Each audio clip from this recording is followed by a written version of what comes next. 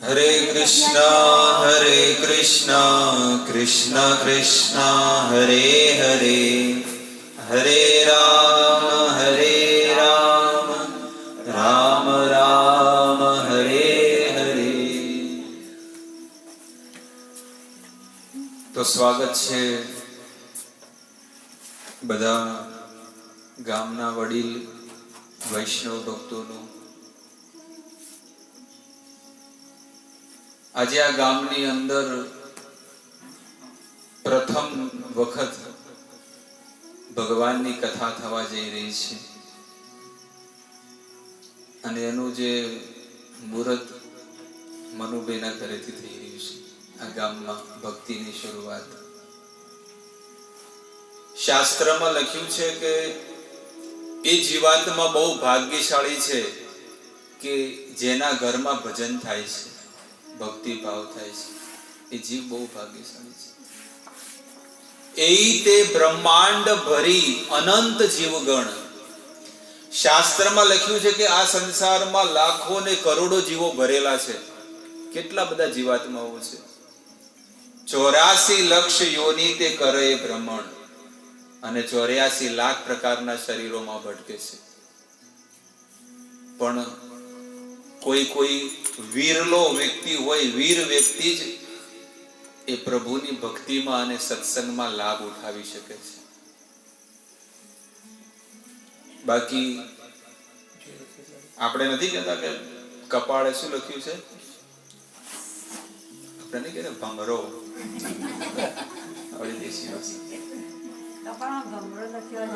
એટલે શાસ્ત્ર કહે છે કે એ જીવ બહુ ભાગ્યશાળી છે કે જેને ભગવાનનો સત્સંગ સાંભળવા મળે છે. ત્યાં સુધી લખ્યું છે કે જેને ભગવાનના દર્શન કર્યા છે ને, સાક્ષાત પ્રભુના દર્શન કર્યા હોય ને, એને જ સત્સંગ સાંભળવાનો લાભ મળે છે. ને કે કાંઈક ને કાંઈક કામ આવી જાય એ જીવને અને એ પ્રભુ ભક્તિમાં લાભ નથી લઈ શકતો. તો આપણે બહુ ભાગ્યશાળી છીએ કે ભગવાન આપણને પ્રેમ કરે છે અને આપણું કર્તવ્ય બને છે કે આપણે ભગવાનના સેવક છીએ, આપણે ભગવાનના અંશ છીએ અને આપણું કર્તવ્ય બને છે કે આપણે ભગવાનની સેવા કરવી પડે.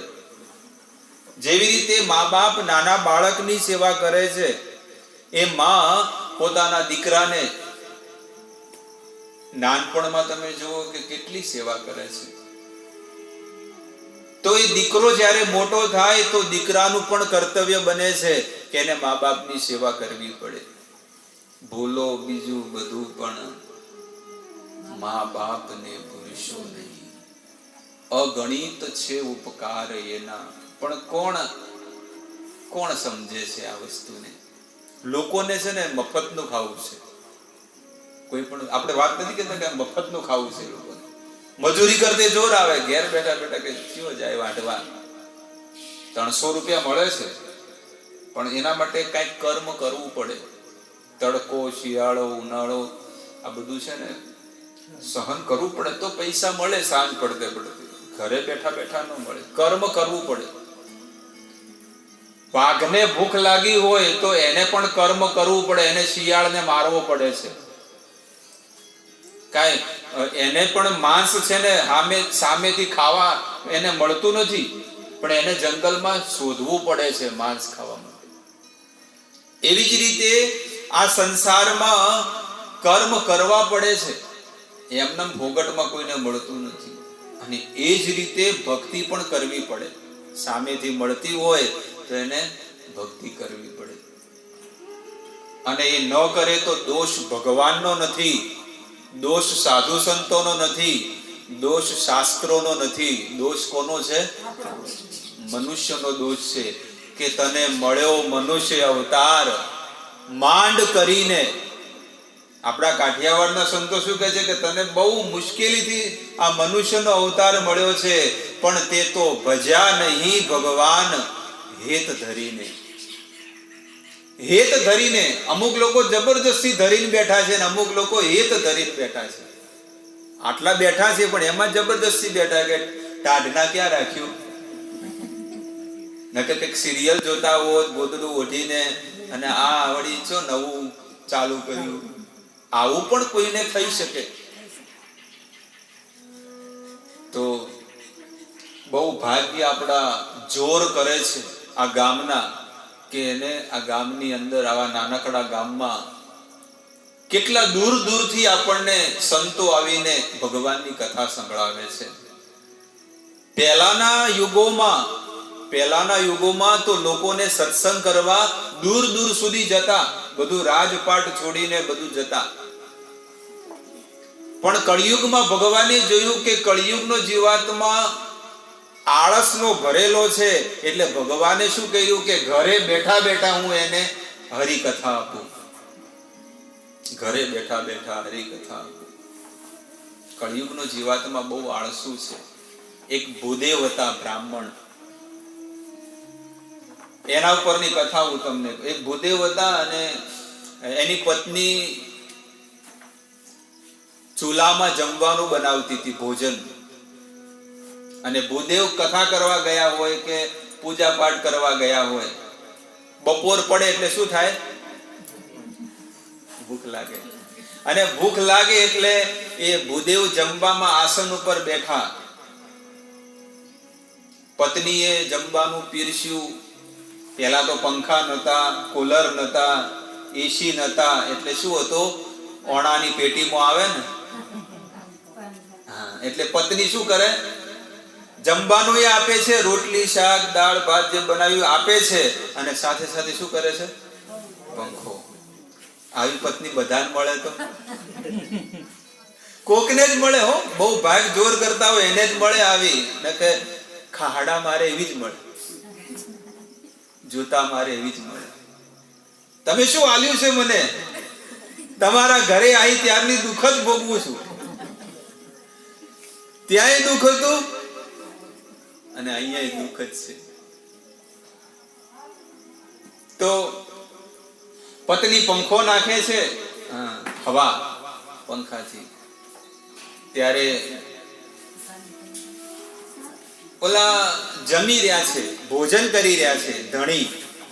એટલે પત્ની એમ કે છે કે સ્વામી તમને ખરાબ ન લાગે તો એક વાત પૂછું? પૂછો. કે 3 કલાકથી ચૂલામાં ભૂંગળી ફૂંકી ફૂંકીને જમવાનું મેં બનાવ્યું ગરમીમાં. આટલું બધું જમવાનું બનાવ્યું તો મને પરસેવો આવ્યો નહીં. 3 કલાક સુધી ચૂલામાં આ ધૂણો એટલો મેં ભોગવ્યો, અને આટલો બધો ગરમીની સિઝનમાં મને ગરમી ન લાગી, અને તમને પરસેવા પડે છે, અને હું તો પંખો નાખું છું, હવા નાખું છું. ત્યારે ધણીએ જવાબ આપ્યો કે ચાવી કોણ રહ્યું છે? તારા બાપા કોણ ચાવી રહ્યું છે? કે એટલે ચાવવામાં તકલીફ પડે છે ભૂદેવને, ચાવવામાં તકલીફ પડે છે. તો કળિયુગના જીવાત્મા ભગવાને જોયું કે કળિયુગના જીવાત્મા બહુ જ આળસુ છે, એટલા ભગવાને છે ને સરળ દવા આપી દીધી કે તમે મારું નામ લો, મારી ભક્તિ કરો, મારું સ્મરણ કરો, અને આમ કરતા કરતા તમે મને પ્રાપ્ત થઈ જશો. ગઈકાલે શિવરાત્રી હતી. આજે હું તમને જે કથા કરવા જઈ રહ્યો છું ને, એ કથા હું તમને કહું ને કે જીવનમાં તમે આ કથા ક્યારેય નહીં સાંભળી હોય એટલી ગેરંટી હું તમને આપું છું.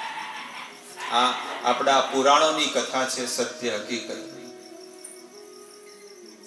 શિવરાત્રી શું મહિમા છે?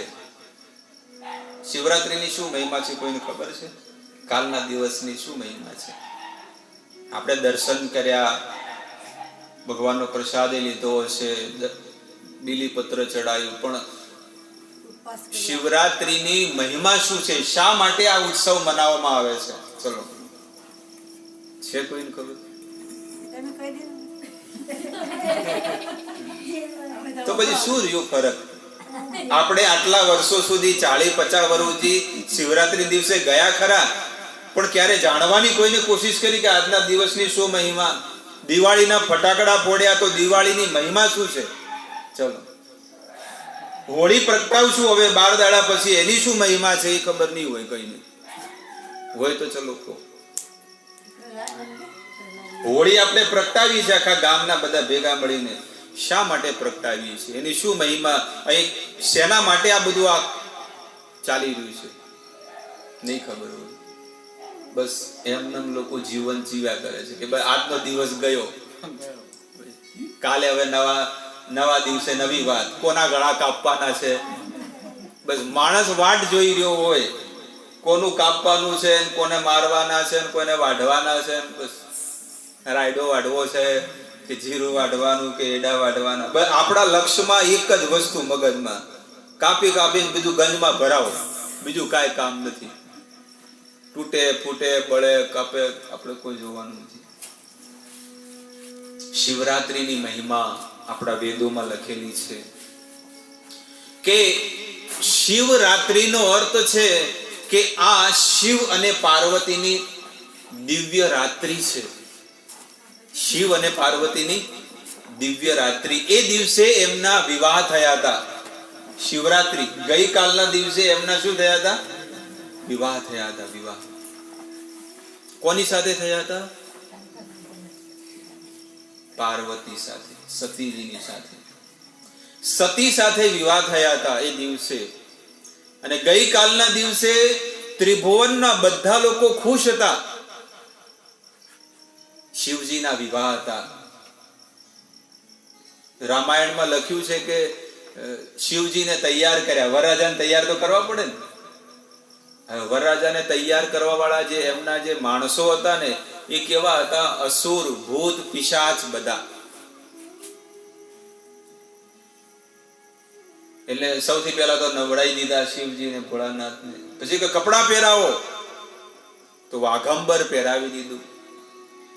પછી શણગાર કરો, એટલે એક જણો કે હા ઉભા રહો હું લેતા આવું. એ કે પાવડર બધા ચોપડે ને, બધા અલગ અલગ પ્રકારના પાવડર લગાડે. એટલે શિવજીએ શું કર્યું? શિવજી તો બેઠા છે શાંતિ, બધા આયા કે પાવડર લગાવો. કે કયો? એ કે શમશાનની રાખ. એ કે હોય પડી છે લગાવો. કે નહીં હું તાજી લેતા આવું. તાજું મળતું પડ્યું હોય ને એની રાખ લેતા આવું. ગરમ ગરમ રાખ બધે ચોપડી દીધી. પછી કે શણગાર હાર પહેરાવો પડશે.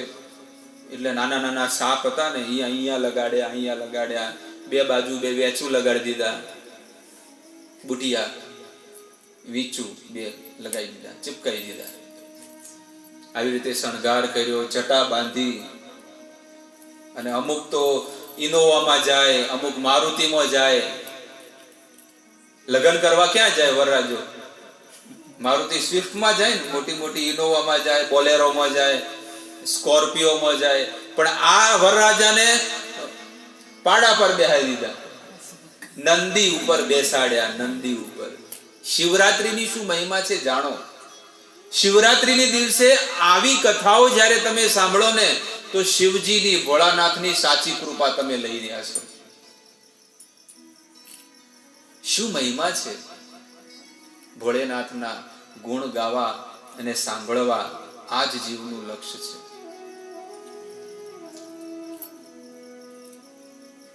શિવજીને નંદી ઉપર સવાર કર્યા અને બધા લોકો હવે બેન્ડ બાજુ ચાલુ કર્યું. હવે જવું તો પડે ને કૈલાસ થી દક્ષ પ્રજાપતિને ત્યાં, ક્યાં આગળ? હરિદ્વારમાં. દક્ષ પ્રજાપતિ, રાજા જે દક્ષ પ્રજાપતિ હતો ને એમના ઘરે સતીજીની સાથે વિવાહ થવાના હતા. તો બધા ગયા. હવે બધા લોકો નાચતા હતા. દેવતાઓને પણ કંકોત્રી આપી હતી. દેવતાઓને કાર્ડ આપ્યા હતા. બધા લોકો પોતપોતાની ગાડી પર આવ્યા હતા. ભગવાનને પણ કાર્ડ મળ્યું તો ભગવાને ગયા. અને ભગવાને વિચાર કર્યો, કારણ કે બધા લોકો નાચતા હતા. અને એ અસુર કેવા હતા? આગળ જે નાચતા હતા કેવા હતા? અમુકને ખાલી માથું જ હતું, ખાલી હવામાં. એવા અસુર હતા કે ખાલી માથું, નીચેનો ભાગ હતો જ નહીં. અમુકને ખાલી બે હાથ જ ખાલી હલતા હતા, બીજું કાંઈ ભાગ હતો નહીં. અમુકને ખાલી માથું નહોતું, ખાલી નીચેનું ધડ હતું શરીર. એવી રીતે નાચતા હોય કોકના લગ્નમાં તો કેવું લાગે? હવે શિવજીના લગ્નમાં આવા લોકો નાચતા હતા બધા. ત્યારે ભગવાન વિષ્ણુ વિચાર કરે છે કે જો આવા જાનડિયા લોકો જોવે ને તો પેલા લોકો બેભાન થઈ જશે. સામે વાળા કન્યા પક્ષ વાળા છે ને બધા બેભાન થઈ જશે. એટલે દેવતાઓને સ્વર્ગમાંથી બોલાયા હતા, 33 કરોડ દેવતાને. ઈ કે તમે આગળ નાચો બધા. એ બધા આગળ નાચવા માંડ્યા. નાચે છે ને પછી બધા ત્યાં આગળ કન્યા પક્ષમાં બધા લોકો દૂર દૂરથી જોવે છે કે ભાઈ વરઘોડો આવી રહ્યો છે, હવે વરરાજા આવી રહ્યા છે. અને બધા દેવતાઓને જોયા ને મુગુટ ને સારા હાર પહેરેલા, એ કે ખમતી પાલટી છે, સારા લોકો છે. એમ તો જો આગળ જ આવા માણસો હોય તો પાછળ વરરાજા કેવો હારો હશે. આગળ જો માણસો આવા હોય તો પછી પાછળ માણસ વરરાજા કેવો હશે કે જોવો છે અમારે વરરાજા. આપણે ના પેલું શું કહેવાય કે જ્યારે શું કહેવાય છે, પૂંખવા જાય એટલે લોકો પછી કેટલું ટોળું વળી જાય. એ સમયમાં એ ઉમરામાં આવે ને ત્યારે પૂંખવા જાય, વર ચડાવો થાય, શું કે હા, ત્યારે કયો આમ બધું કેટલી ગળદી થઈ જાય. જેનો થયો છે ને પૂછો, પછી તો પછી દુઃખ જ છે. વર ચડાવ પછી દુઃખ જ છે, સુખ નથી. કેટલો ઉમંગ હોય, કેટલા ફટાકડા ફૂટે, ટેટા ફોડે, વાત જ જવા દો. લગન પેલા જોરદાર એટમ બોમ્બ ફોડે, ભડાકા ખરે, લગન પછી ઘરમાં ફૂટે જોરદાર. એ તો જોરદાર ફૂટે. તો શિવજીને નંદી ઉપર બેસાડ્યા, 33 કરોડ દેવતા, અને ભગવાન વિચાર કરે છે કે આ શિવજીને સાસુ સુનૈના, એમની જે પત્ની જે છે ને, ઈ કે આ જ્યારે પૂંખવા આવે, પેલું દડા બનાવીને આવે, ખીચડી ના છે ને બનાવે, લાડવા બનાવી, લાવો કે આ પૂંખવા આવે અને કદાચ જોહે ને શિવજીને, બે બાજુ વીંચું, ગળામાં મોટો સાપ, અને બે બાજુ સાપ વળગ્યા છે, અને આવા ભૂત પિશાચને જોયે તો ચક્કર ખાઈને બીપી ઘટી જાય. એટલે ભગવાને વિચાર કર્યો કે હું આગળ પેલા થઉં. ભગવાન આગળ થયા એટલે સતીની જે માતા હતી ને વિચાર કરે છે કે ચલો હવે વરરાજા તો હારા છે, તો વરરાજાને ચાંદલો કરવા ગઈ, પણ વિષ્ણુ ભગવાન આગા હટી ગયા કે હું વરરાજા નથી તો છે કોણ? આવો મહારાજ. શિવજીને કીધું આવો. શિવજીને જોવે કે આ વરરાજા છે. ઈ કે નારદ ક્યાં છે? મેં એનું શું બગાડ્યું કે આવો જમાઈ આપ્યો? નારદ મુનિ તો ત્યાંથી ભાગી ગયા. અને પછી બીપી લો થઈ, ચક્કર આવીને આરતીની થાળી હતી નીચે પડી ગઈ, લાડવાઈ નીચે પડી ગયા, અને સતીજી તો બે એમના જે માં હે માતા બેભાન થઈ ગયા. મુશ્કેલીથી ઉભા કર્યા અને પછી લગ્ન કરાયા. બ્રહ્માજી આયા અને પછી કીધું કે આના ભાગ્યમાં શિવજી જ છે. એ શિવજીને, એ ભોળાનાથને સતીજી સાથે જ્યારે લગ્ન કરવાના હતા ને, સગાઈ કરવાની હતી, ત્યારે 7 ઋષિ મુનિ આયા હતા. અને 7 ઋષિ મુનિ કે છે કે સતી માની જા, હજી તને કહું છું કે શિવજીની સાથે લગ્ન મત કર, ઘણા બધા છે દેવતાઓ. ત્યારે સતીજીએ કીધું કે મારા જીવનનો એક જ સંકલ્પ છે, કોટી જન્મ લગી લગર હમારી, વરહુ શંભુ ન તો રહુ કુંવારી.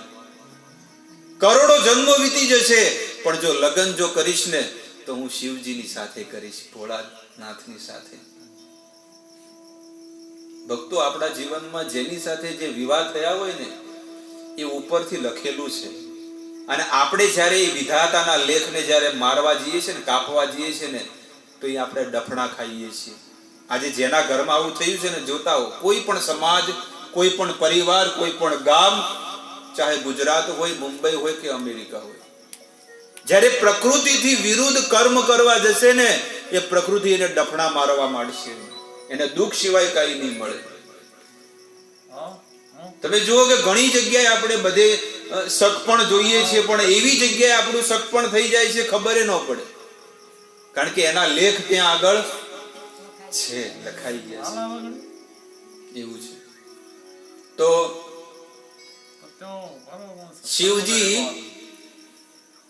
શિવજીની સાથે એના વિવાહ થાય છે. સપ્ત ઋષિ મુનિઓ કહે છે કે સારા સારા દેવતાઓ છે અને એની સાથે તમે સુખીથી રહી શકશો. શિવજીને તો રહેવાનું ઘરે નથી.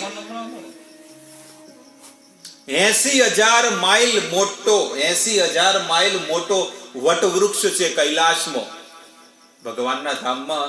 80,000 માઇલ એટલે બહુ મોટું વટવૃક્ષ છે, આ પૃથ્વી જેટલું.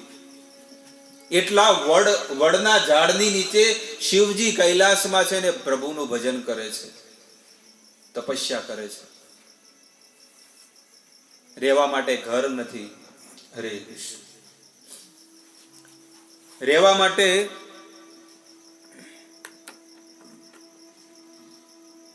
હરે કૃષ્ણ. રાધે શ્યામ. ઓછો થઈ ગયો અવાજ કે બરોબર છે? શિવજી 80,000 માઇલ. અવાજ ઓછો થઈ ગયો ને પહેલા કરતા? થોડો ડીમ થઈ ગયો છે.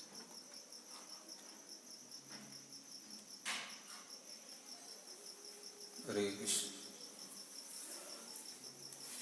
રાધે શ્યામ. પેલેથી હલાવજો પિન ઉપરથી. હરે કૃષ્ણ. હરે કૃષ્ણ. તો શિવજી જેને પોતાનું રહેવાનું ઘર નથી, એ શિવજી, બોલો કાળો વાયલો કહી દો ફટાફટ. હરે કૃષ્ણ. રાધે શ્યામ. હરે કૃષ્ણ.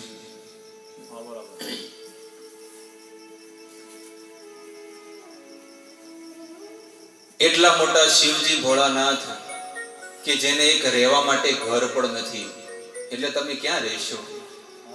ત્યારે સતીજીએ તો એક જ સંકલ્પ કર્યો કે હું શિવજીની સાથે જ વિવાહ કરીશ.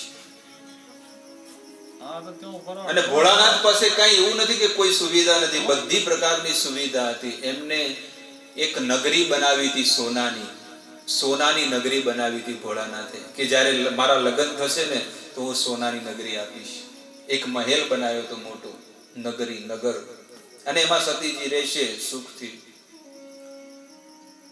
પણ જ્યારે રાવણે તપસ્યા કરી, 9 માથા વાઢીને હવનમાં હોમી નાખ્યા હતા, અને 10મું માથું વાઢવા જઈ જ રહ્યો છે ત્યારે હવનમાંથી, યજ્ઞમાંથી ભોળાનાથ પ્રગટ થઈ ગયા. અને એ શિવજી કહે છે કે બેટા, હું તો એક બીલીપત્રથી પ્રસન્ન થઈ જાઉં છું ને તું 9 માથા વાઢી નાખ્યા, બોલ શું જોવે છે? એ કે હું કંચન અને કામિની, હું સ્ત્રીની અંદર આસક્ત છું અને સોનું કંચન. તો શું જોવે છે તારે? તમે જે બનાવી છે ને, કારણ કે એને લોકો કહેતા કે શિવજીની પાસે બહુ મોટી નગરી છે, એટલે શિવજી કીધું શું જોવે? કે તમે જે નગરી બનાવી છે ને સોનાની, મને આપી દો. એ જ સોનાની લંકા શિવજી આપી દીધી. શિવજી કે આવી સાધારણ વસ્તુ માટે હું આ મહેનત નથી કરતો, હું તો રામ નામ 24 કલાક શું કરું છું? હરિનું નામ રટન કરું છું. જ્યારે સતીજી જ્યારે કૈલાસમાં ગયા અને શિવજીને પૂછે છે કે તમે કોનું ધ્યાન કરો છો? આખો સંસાર તમારું ધ્યાન કરે છે, તમે કોનું કરો છો? ત્યારે ભોળાનાથ એ રામાયણની અંદર કહે છે કે ઉમા કહું અનુભવ મેં અપના.